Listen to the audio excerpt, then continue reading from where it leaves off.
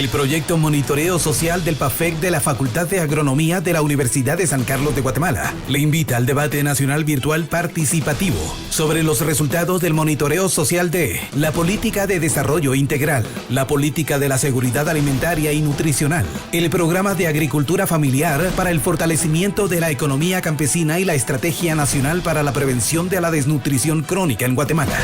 Las exposiciones virtuales estarán a cargo de expertos nacionales y de organismos internacionales. La transmisión de 8 eventos virtuales se hará entre el 30 de abril y el 11 de junio de 2021. Todos en horarios de 9 de la mañana a través de Zoom, enlazando con los portales digitales de los centros universitarios, la radio y la televisión de la USAC y de OSANDRI. También podrán escucharse la transmisión de los eventos a través de la frecuencia 1460 AM de la Federación Guatemalteca de Escuelas Radiofónicas. Para más información en Facebook, @MSPAFECUSAC. Te esperamos con el apoyo de Unión Europea, Universidad 921 FM y TV USAC.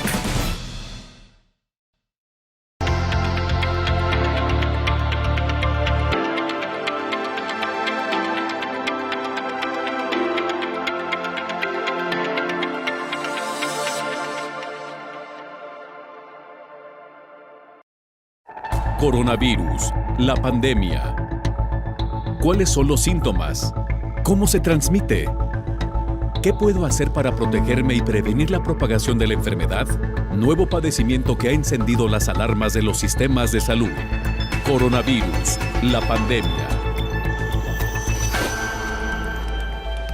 ¿Cómo le va? Bienvenido a este programa especial de Coronavirus, la pandemia. Le recordamos que este programa es una producción de la Universidad de Guadalajara que se transmite desde el foro de Canal 44, la señal de todos, y que llega a México y América Latina gracias a la señal de las televisoras públicas que se suman a esta emisión. Saludamos con gusto también a nuestra audiencia en Radio Universidad de Guadalajara y les invitamos para que se queden con nosotros a lo largo de la siguiente hora. 30 de abril, Día del Niño. En esta fecha se conmemora a los más pequeños en México y en varios países también de América Latina. Es por ello que hoy hemos querido dedicar nuestro programa a este sector de la población que no la ha tenido nada fácil en medio de esta pandemia de COVID-19. Numerosos son los casos de estrés, de ansiedad, de depresión que se han registrado entre la población infantil debido principalmente a las largas jornadas de encierro que han tenido que vivir en medio de esta pandemia. Especialistas advierten que las y los niños ya presentan diversas conductas y afecciones mentales como la depresión y la ansiedad en medio de esta pandemia. Urge sin duda alguna atender la salud mental de la población infantil mundial, sobre todo en medio de esta emergencia sanitaria. Es importante mencionar que casi la mitad de la población infantil en Europa muestra estrés, ira o tristeza debido a la pandemia, mientras que un 10% mostró síntomas de depresión grave, de acuerdo con un estudio de la Universidad de Frederick. Por supuesto, le tendremos los detalles. Distintos países se comprometen a apoyar a la India en medio de esta tragedia que está viviendo este país. Impresionante el número de casos de contagios y por supuesto también de muertes que hoy por hoy enfrenta India. Vamos con nuestra pieza que da contexto a nuestra historia de hoy, a nuestro programa de hoy. Es nuestra compañera Isaura López Villalobos quien la presenta. Con la pandemia COVID-19, algunos trastornos neurológicos se intensificaron, una situación que resulta difícil principalmente para las niñas y niños que presentan trastorno por déficit de atención e hiperactividad. Se estima que 3% de la población global lo padece. Y con las clases en línea se ha vuelto más difícil para las y los pequeños poner atención, además de que impera una multiplicidad de distractores en el hogar. La enfermedad coronaria no solo afecta a los órganos del ser humano, sino que también vino a transformar el entorno y el desarrollo de niñas y niños, quienes han sufrido estrés, depresión y otros trastornos por esta falta de inactividad y convivencia social. La pandemia produjo un impacto social, ha sido un factor de adversidad psicosocial que afecta a la población infantil y más en quienes tienen un trastorno psiquiátrico, quienes presentan exacerbación de sus síntomas. Sin embargo, poco se conoce al respecto, pues los estudios sobre esta población durante la pandemia son escasos. Un estudio internacional muestra que el trastorno por déficit de atención e hiperactividad, el trastorno del espectro autista, la discapacidad intelectual, el trastorno de ansiedad, el trastorno obsesivo-compulsivo y el trastorno por estrés postraumático con la pandemia y el confinamiento puede causar mayor exacerbación de los síntomas de un trastorno mental previo. En estos trastornos, al estar en el contexto de desastres sanitarios, se señala que el estrés postraumático es 4 veces más alto en las niñas y niños que habían sido puestos en cuarentena respecto de los que no fueron confinados. Un estudio muestra también que los adolescentes tienen más dificultad en cumplir con las normas de la cuarentena y más probabilidad de romperla. Las niñas, niños y adolescentes con trastornos psiquiátricos son una población vulnerable a la COVID-19. Más que por la enfermedad, puede aumentar los factores estresores al estar tanto tiempo en confinamiento. Informó Isaura López Villalobos. Antes de continuar con nuestro tema, vamos a Ginebra, Suiza, sede de la Organización Mundial de la Salud, para que nuestra compañera Verónica López nos presente el informe actual. Verónica, te escuchamos. Adelante con la información. Hola, ¿qué tal? Buenos días, Belén, y buenos días a todo el auditorio de Canal 44. Un día más tenemos que empezar hablando de la India. Registra un nuevo récord de contagios con más de 380.000 en las últimas 24 horas. Ya son 18,7 millones de personas infectadas en el país asiático desde el inicio de la pandemia. Es la segunda nación más damnificada en términos absolutos, solo por detrás de Estados Unidos, que acumula 32,2 millones de contagios. La tasa de positividad ha aumentado hasta el 21%, mientras que hace tan solo un mes se situaba por debajo del 6%. Es un dato muy preocupante si tenemos en cuenta que la Organización Mundial de la Salud considera que la pandemia está bajo control si la tasa de positividad está por debajo del umbral del 5%. La esperanza es la vacunación, pero el ritmo es más lento del esperado. Hasta el momento se han administrado 152 millones de dosis, mientras la ayuda internacional trata de aliviar la crisis de oxígeno y medicamentos con la llegada diaria de suministros procedentes de más de 40 países, entre ellos Estados Unidos, que ha proporcionado botellas de oxígeno y equipamiento de diagnóstico rápido. La OMS mantiene cautela ante la variante india del virus que está siendo investigada. Incluye mutaciones asociadas a una mayor transmisión. Más de 10 países europeos han registrado ya casos dentro de sus fronteras y algunos han introducido restricciones de viajes con la India. Pero la COVID-19 avanza por todo el planeta y supera los 150 millones de personas infectadas. Los fallecidos en todo el mundo son más de 3,1 millones. Los contagios caen en Europa y en América preocupa sobre todo Brasil, que ha superado la barrera de las 400.000 muertes, con los hospitales aún en una situación crítica. Solo Estados Unidos, con cerca de 570.000 fallecimientos, ha rebasado esa marca. Reportó desde Europa Verónica López para el programa Coronavirus, la pandemia. Muchas gracias, Verónica López, por esta información que nos llega desde Ginebra, Suiza.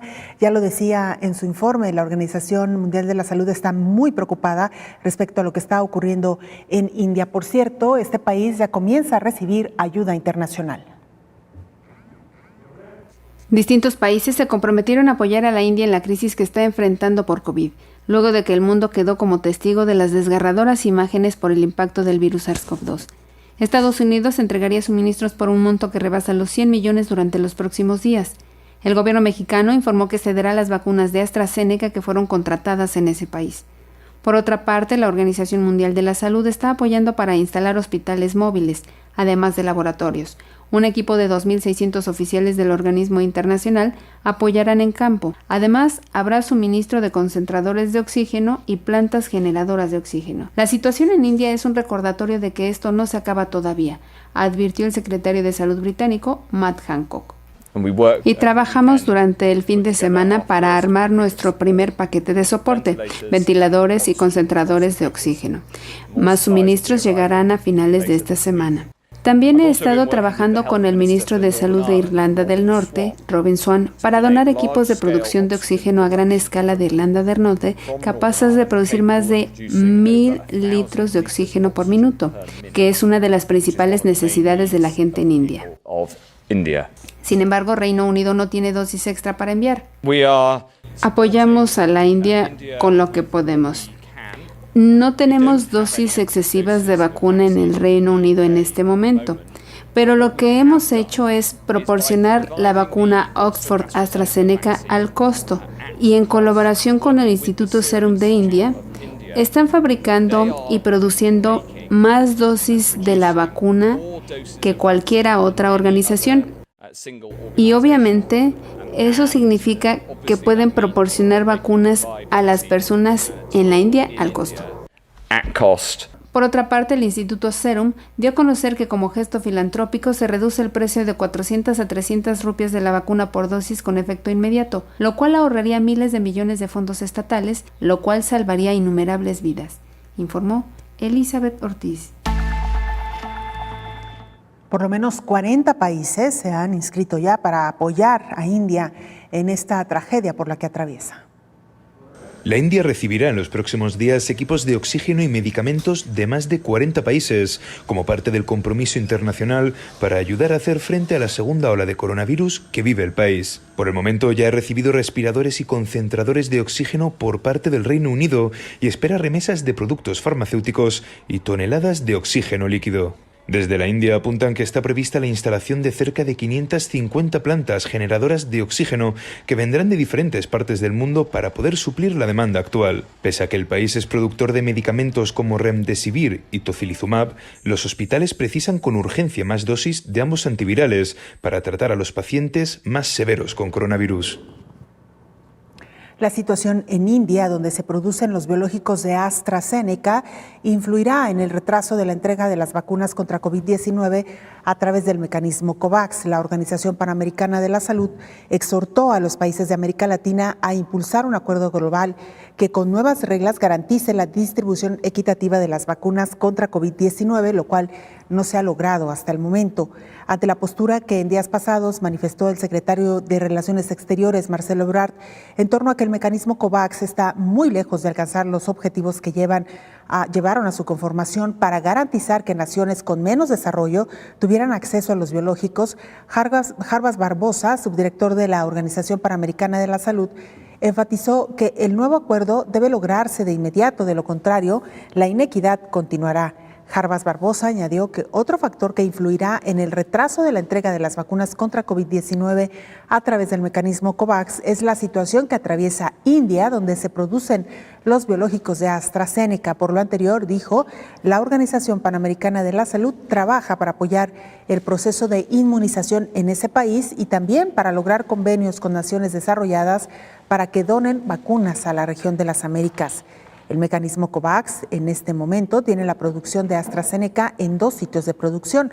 Uno de ellos es India y es conocido que está con problemas para poder realizar las exportaciones. Entonces, todas las vacunas de AstraZeneca producidas en India para marzo y abril no tuvieron la autorización del gobierno de India para exportarlas. Y el Europarlamento respalda la propuesta de crear un certificado en la Unión Europea de COVID-19 para viajar libremente por la región. La libre circulación sin discriminación en Europa durante la pandemia está cada vez más cerca. El Parlamento Europeo ha respaldado la propuesta de crear un certificado UE COVID-19, un documento en formato digital o en papel que indicará que quien lo posee ha sido vacunado contra el coronavirus, cuenta con un test negativo reciente o ya ha superado la enfermedad. Así se facilitarían los viajes al extranjero sin tener que pasar una cuarentena o realizarse otro test. El certificado está limitado a 12 meses y en ningún caso podrá utilizarse como documento de viaje ni convertirse en condición necesaria para la libre circulación, según han subrayado los eurodiputados. También aseguran que la información que contiene no será almacenada en base a la protección de datos. El funcionamiento de este certificado UE COVID-19, en lugar del certificado verde digital que proponía la Comisión Europea, deberá negociarse ahora con los gobiernos nacionales. El Parlamento y el Consejo Europeos iniciarán ya las conversaciones con el objetivo de lograr un acuerdo antes del inicio de la temporada turística de verano. Hacemos una pausa brevísima, regresamos con más información.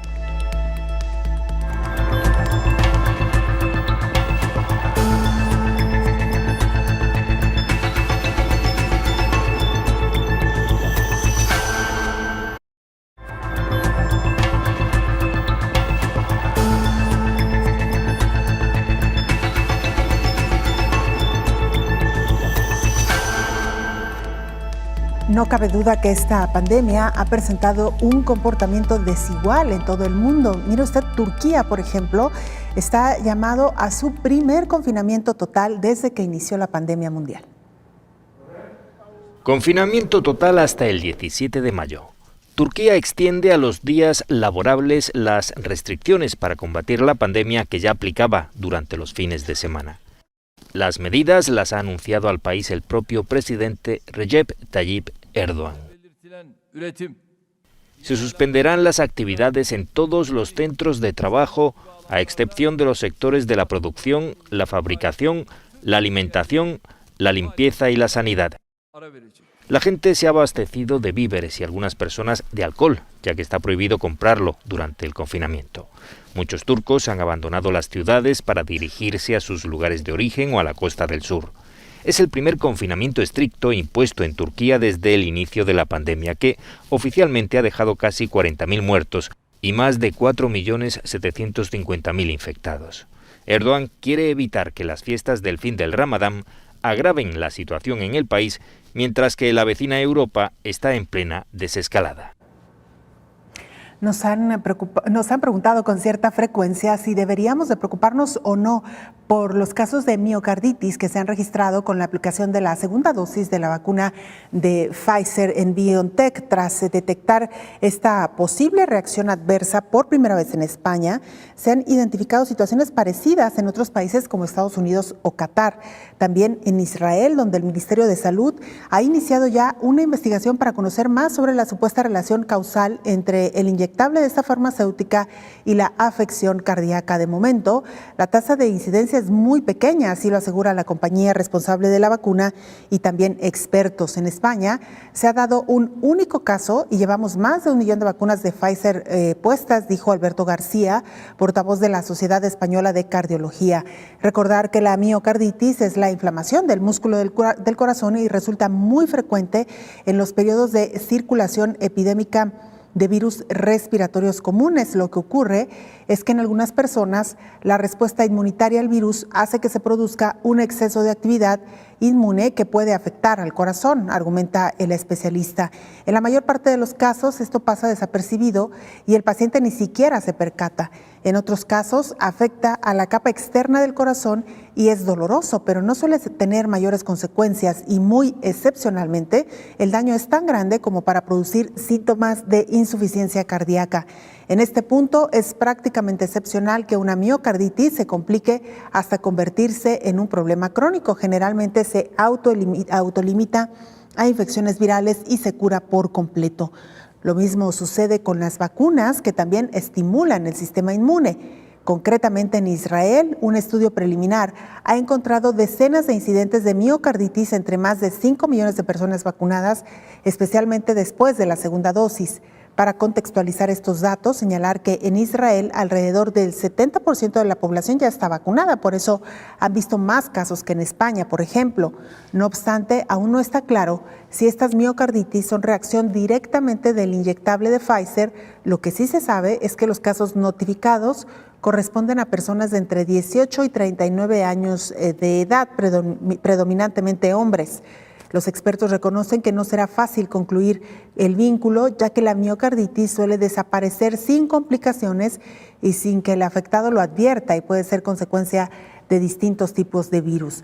A esto se suma, según apunta Pfizer, que los eventos adversos se revisan regularmente y a fondo y no hemos observado una tasa de miocarditis más alta de lo que se esperaría en la población general. En México esta cifra preocupa y sobre todo pues nos muestra también cómo los diferentes grupos poblacionales han sido vulnerables ante esta pandemia de COVID-19. Se estima que en México han perdido la vida 600 menores de edad a causa del virus del SARS-CoV-2. El subsecretario de Salud, Hugo López-Gatell, informó que en México 600 menores de edad hasta el momento han perdido la vida a causa de la COVID-19. El funcionario explicó que además, junto con la Secretaría de Educación, hay un plan para que en el próximo regreso a clases presenciales se detecte de manera temprana en menores de edad afectaciones psicológicas provocadas por el confinamiento y el deceso de familiares, trabajadores de la educación o amigos. El objetivo es que la apertura de escuelas se cuente con los mecanismos de detección de problemas y de transferencia a los servicios de salud mental en la población infantil.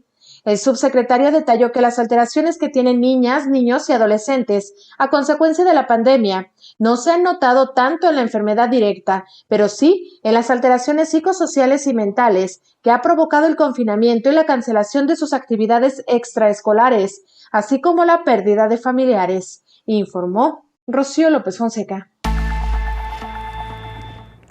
Otro de los frentes que también ha afectado a este grupo poblacional es el hecho de haber perdido a uno o a dos de sus padres.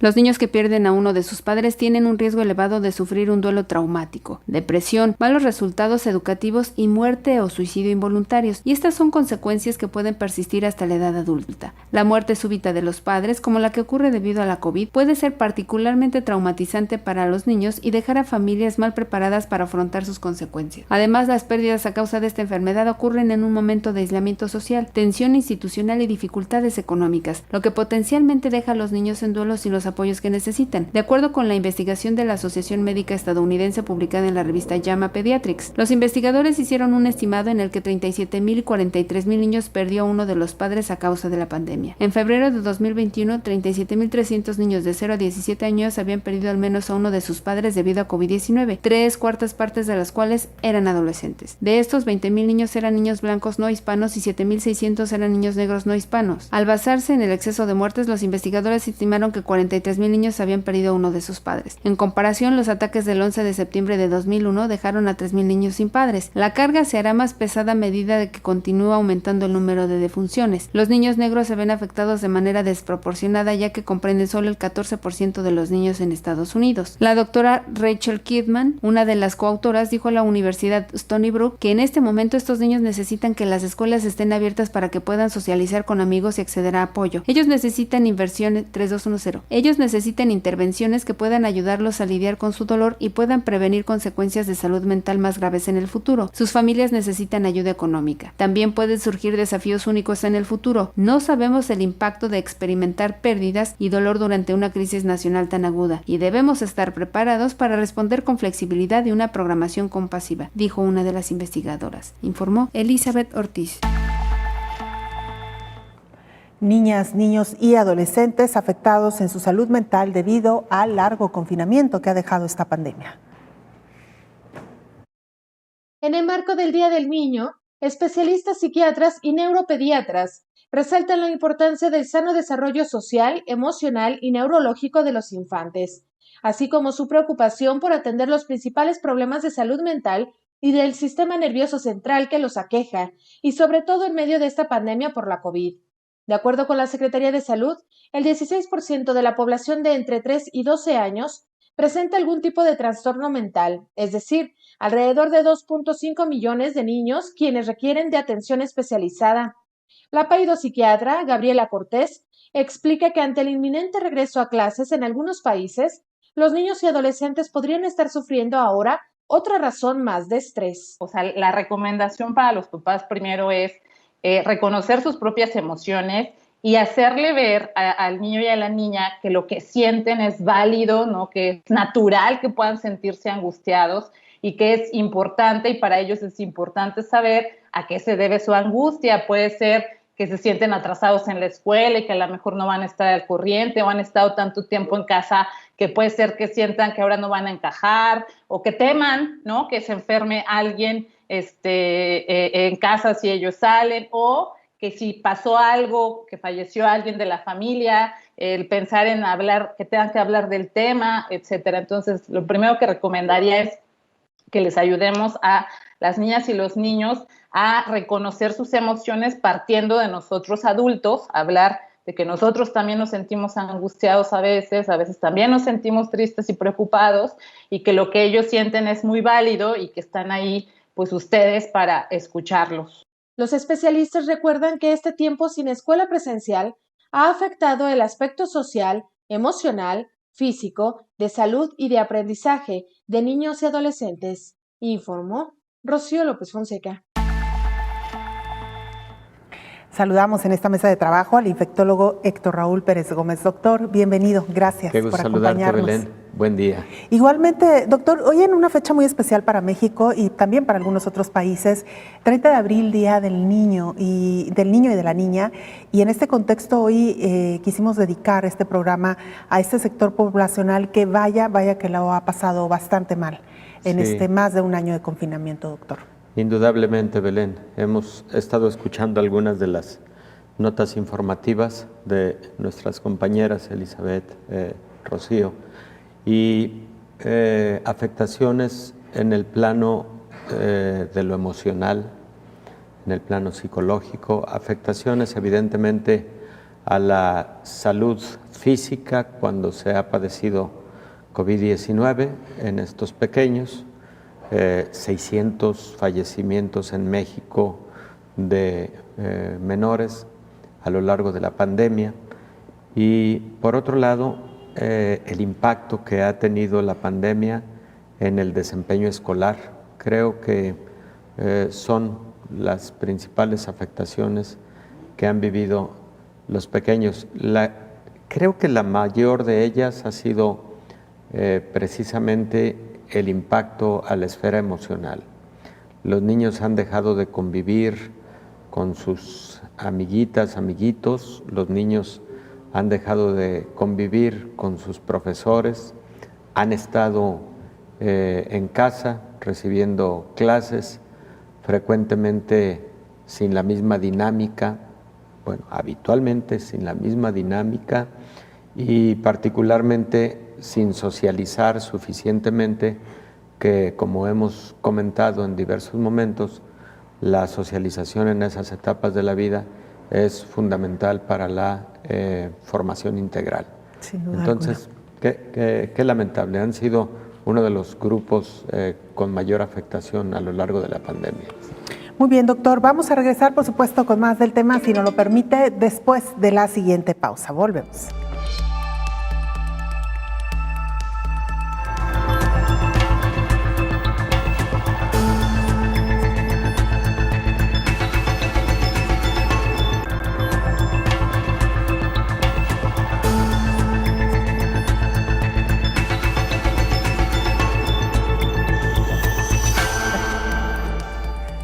Se estima que 2.5 millones de la población mundial entre 3 y 12 años de edad presentaron algún tipo de trastorno mental, quienes requirieron incluso de atención especializada.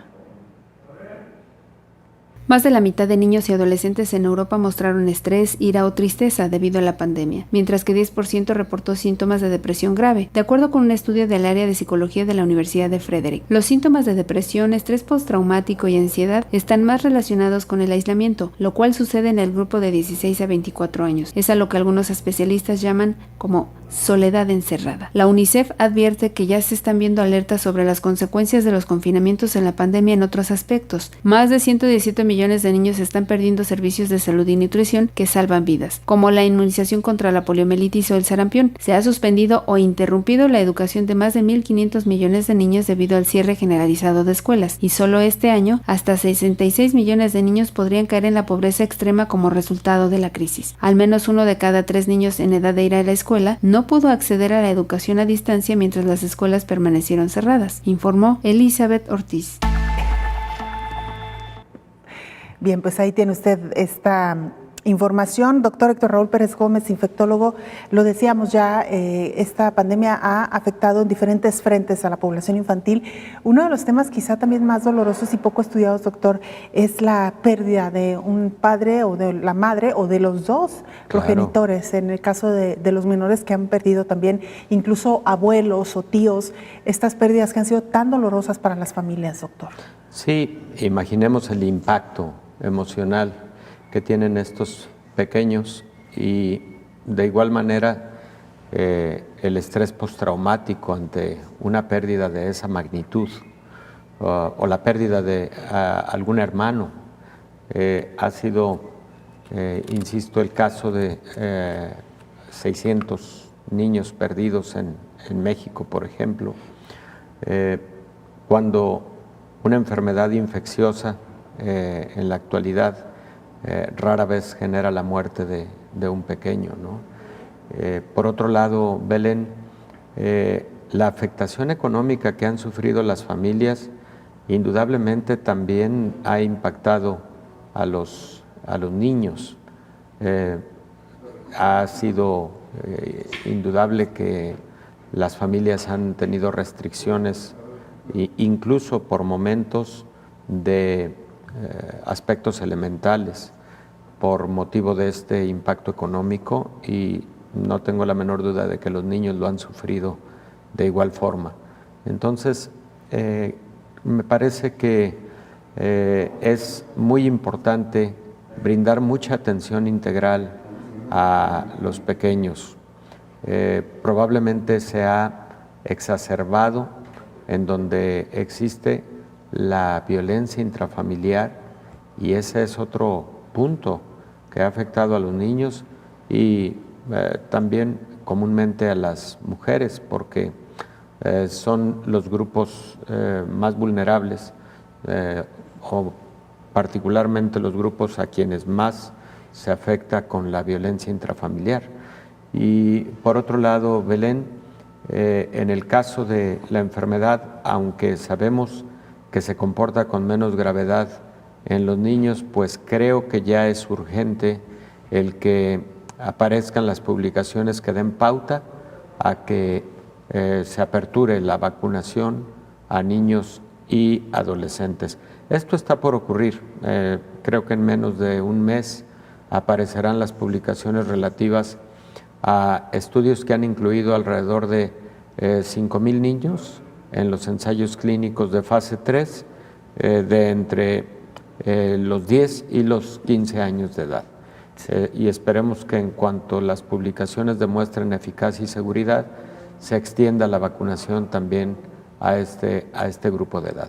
¿Será, aprovechando el comentario, doctor, será una vacuna a la que ya tengamos que incorporar a los esquemas de vacunación, incluso de los menores? ¿Usted así lo percibe? Podría ser, así como lo comentamos para los adultos ayer, en el sentido de que algunas farmacéuticas como Pfizer están empezando a sugerir una revacunación, una tercera, a partir de los 9 meses a un año, y que esto podría tener esa periodicidad, podría entonces también esto ser válido para la población infantil.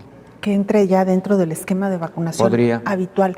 Claro. Doctor, y esto nos lleva también a pensar en cómo estas generaciones, incluso la generación pandemia, que ya le llaman, ¿no?, la generación pandemia de COVID-19, cómo enfrentarán en un futuro todas estas enfermedades y también cómo han aprendido ya una manera distinta de comportarse, sobre todo en los espacios públicos, en los espacios abiertos, doctor. Sí, Belén. Indudablemente va a cambiar la forma de convivencia a partir de estas nuevas generaciones. Y algo que me parece importante comentar es que la historia nos ha enseñado que los niños se concientizan de manera más sólida con respecto a la responsabilidad social. Lo que se aprende de niños y particularmente lo que se aprende en sentido positivo, que genera buenos hábitos, que genera buenos principios de convivencia, de respeto social, de cultura de la paz, etcétera, es algo fundamental para la vida futura. Y en este caso en particular, creo que la pandemia está enseñando a las nuevas generaciones, número uno, a que ante la presencia de enfermedades, sobre todo respiratorias, debemos guardar ciertas medidas para evitar la transmisión. Y esto debe quedarse para de aquí en adelante. Y segundo, la manera en la que debe haber solidaridad para quien está sufriendo el embate de la enfermedad, la solidaridad comunitaria de igual forma, porque creo que los niños han estado viendo con detalle cómo en el mundo ha sido necesaria la solidaridad para poder salir adelante de esta pandemia de COVID-19, y ese es otro principio fundamental en su formación que creo que de alguna manera será positivo para ellos en el futuro.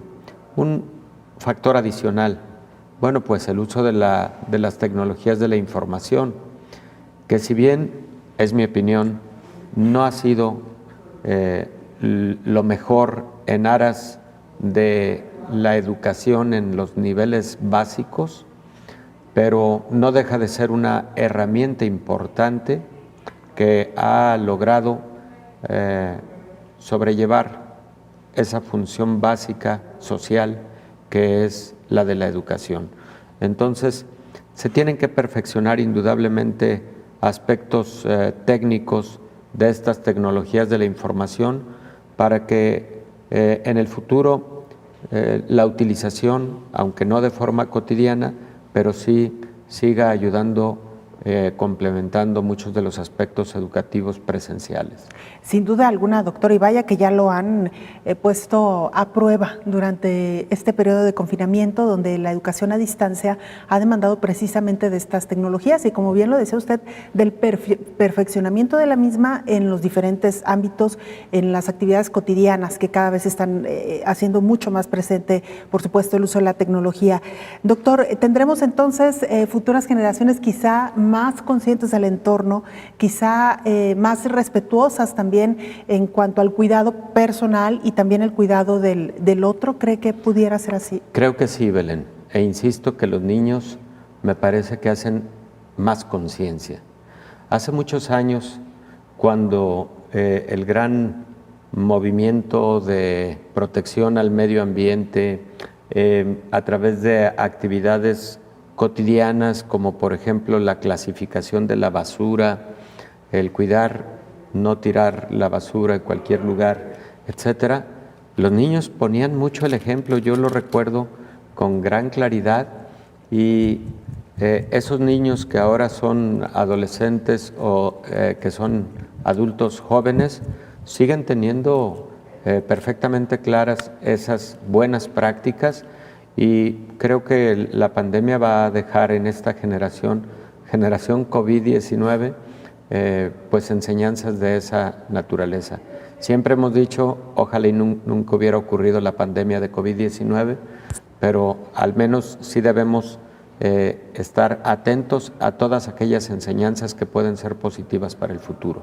Sobre todo, Belén, el que consideremos que la salud ya no es solamente la salud del ser humano, la salud es la salud del medio ambiente, la salud animal, la salud del ser humano como una integralidad para podernos preciar de que estamos cuidando todos los frentes que pueden impactar a la salud pública, porque el 70% de las enfermedades infecciosas que sufre el ser humano son zoonosis, provienen de especies animales, y muchas de estas zoonosis han aparecido por deterioro del medio ambiente.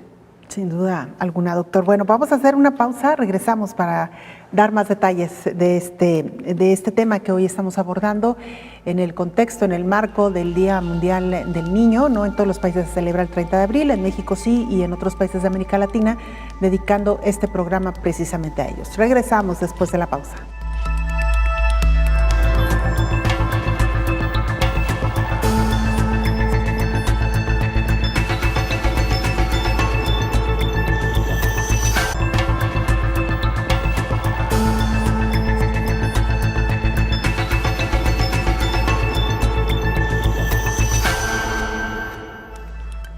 Se lo decíamos, ya se estima que 2.5 millones de la población mundial entre 3 y 12 años presentan algún tipo de trastorno mental. Cuando empezó la pandemia, la UNICEF advertía que alrededor del 99% de los niños del mundo se enfrentaron a medidas de restricciones a la movilidad, cambiando por completo su manera de relacionarse, de aprender, de ejercitarse y hasta de alimentarse. Especialistas explican que los niños están presentando diversas conductas y afecciones mentales como la depresión, ansiedad y estrés. Detalla la tanatóloga infantil, Alicia Hernández. Muchos pequeños que van de los 2 a los 11 años, pues han vivido prácticamente las 24 horas dentro del hogar el último año. Algunos de ellos tuvieron que cambiar su modo de vida completamente. Hemos visto reacciones diferentes como estrés agudo, algunos desajustes emocionales. A otros pequeños les ha costado más trabajo ir a dormir solos. Otros tienen tics nerviosos, miedos. Otros pequeñitos han estado más irritables. Otros emocionalmente hipersensibles. También nos han comentado los papás que algunos niños pues se han hecho pipí y no alcanzan a llegar al baño. Es decir, han estado viviendo una situación crucial, distinta, desconocida para los adultos, cuanto más para los pequeños, que los sacamos de la escuela, de los parques, de la convivencia cotidiana en las banquetas, sus fiestas infantiles, todo lo que ellos conocían como distracción. Y la tanatóloga infantil ofrece algunas recomendaciones para mejorar la salud mental de los más pequeños del hogar. Hay que estructurar nuestros días con rutinas, no hay que dejarlo todo como abierto, sino también esto es importante y esencial para darles seguridad, sobre todo darles mucho afecto mediante el contacto físico, los besos y los abrazos. Y vuelvo a reiterar, hay que estructurar los días en la medida de las posibilidades con rutinas, para que estas rutinas nos ayuden a darles certeza y seguridad a los chicos. Que observemos a nuestros hijos, a los pequeños como a los adolescentes. En ocasiones el lenguaje no verbal nos va a decir mucho más de nuestros hijos de lo que nos están expresando con palabras. También recordó que se debe ofrecer a los pequeños y adolescentes la esperanza de que esto va a pasar y pronto verán a sus amigos y familia. Y recomienda a los padres que cuando sientan que ya no pueden, también busquen ayuda con especialistas. Los papás no siempre lo pueden todo, informó Rocío López Fonseca. Vamos a Colombia con nuestro compañero Alfredo Durán, periodista del canal TROM. Alfredo, te saludamos y escuchamos la información. Adelante. ¿Qué tal? Un saludo muy especial desde Colombia. Iniciamos con toda la información sanitaria en materia del coronavirus, porque en esta parte del mundo el virus no da tregua y por el contrario, la cifra se sigue elevando y lo que genera la preocupación de las autoridades. En las últimas horas se registraron 17.000 nuevos casos de COVID-19.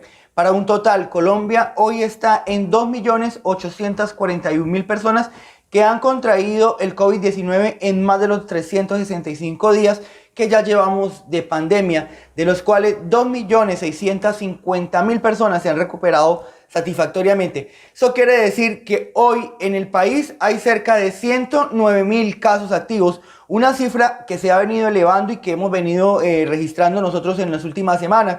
Cabe recordar que hace 4 o 3 semanas atrás estábamos sobre los 7.000 a los 8.000 casos. Hoy esta cifra ya llega a los 17.000 semanal, lo que sigue generando una preocupación y una alerta en medio de este tercer pico de la pandemia que hoy ya se vive en varias partes del territorio nacional.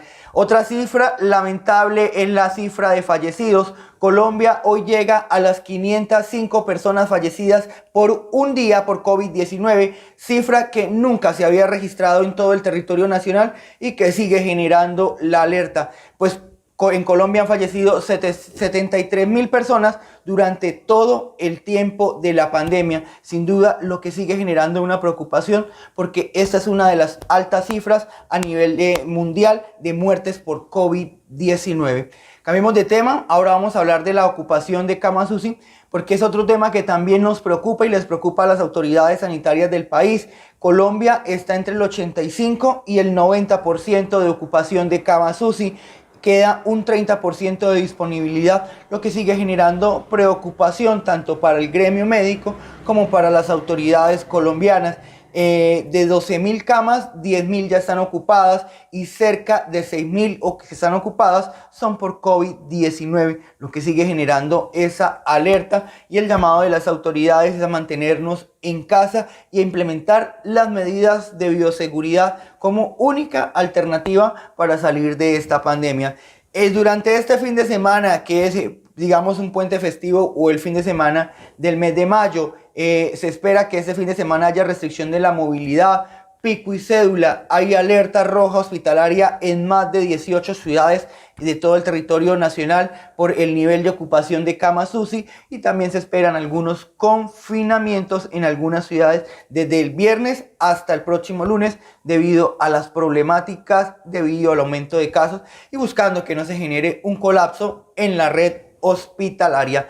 Hablemos de las vacunas, porque Colombia ya llega a 4.714.000 personas que se han vacunado contra el COVID-19 y han recibido la primera dosis del biológico. Ahí cabe recordar que ya más de 1.500.000 personas hoy ya tienen las 2 dosis aplicadas y ya pues están en ese proceso de inmunización con las vacunas que han llegado al territorio nacional.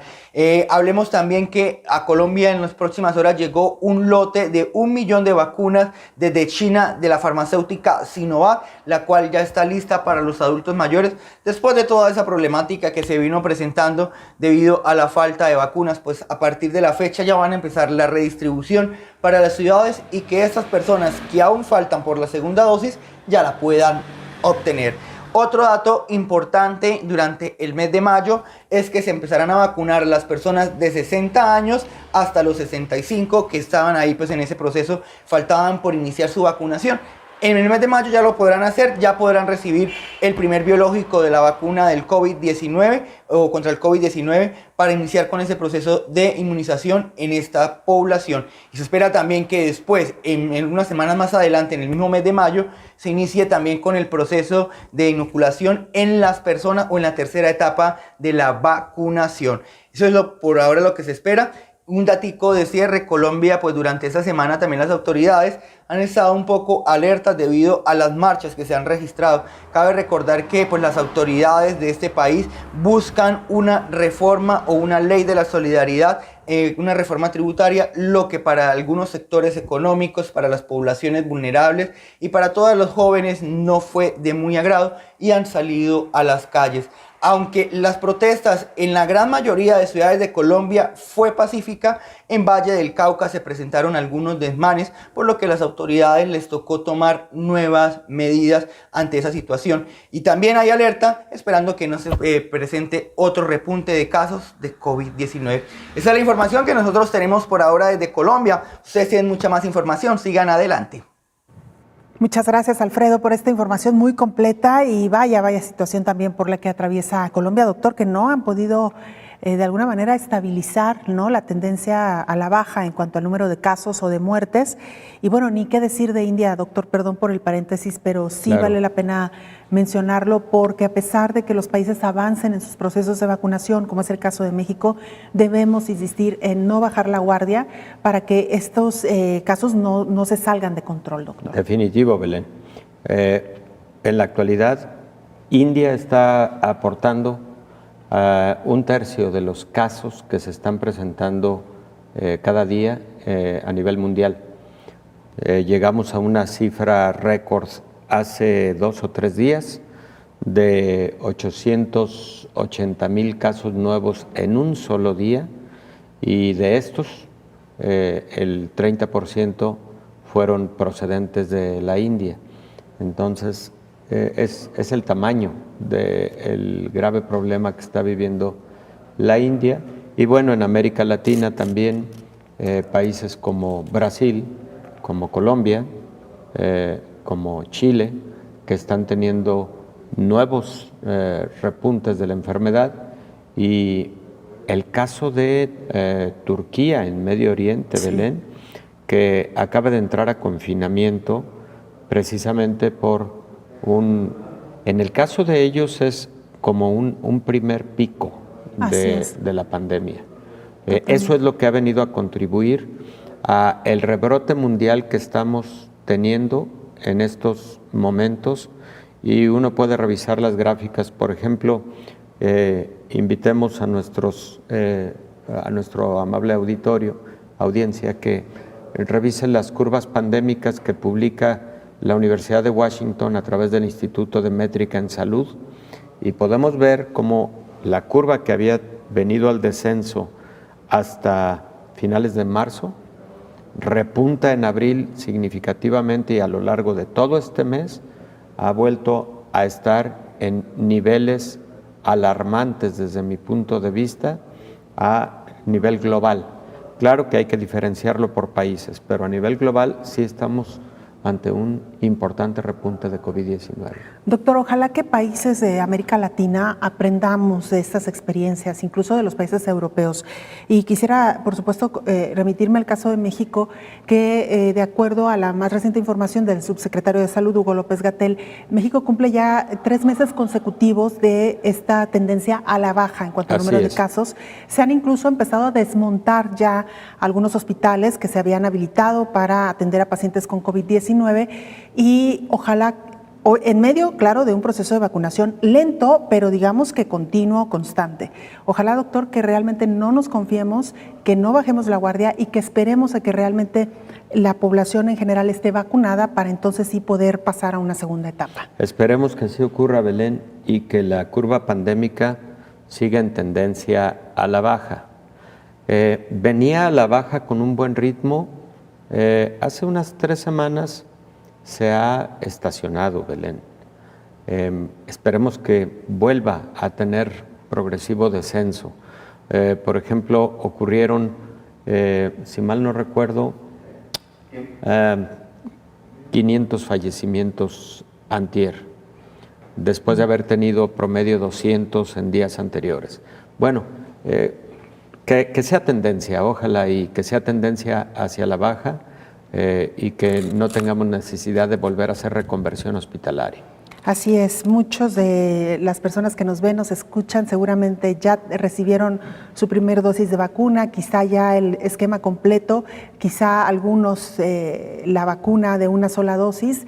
La recomendación es seguir utilizando el cubrebocas, seguir manteniendo la sana distancia, el uso de gel, evitar los espacios concurridos, las mismas medidas que hemos tomado a lo largo de la pandemia, porque esto todavía no se termina. Efectivamente, Belén. Doctor, muchísimas gracias. Buen fin de semana. A ti, Belén, gracias por la invitación siempre. Gracias, doctor. El doctor Héctor Raúl Pérez Gómez, infectólogo. Nos vamos. Gracias por habernos acompañado.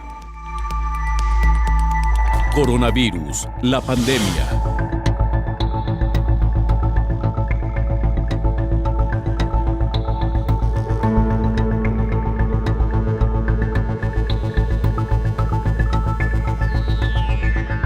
Coronavirus, la pandemia.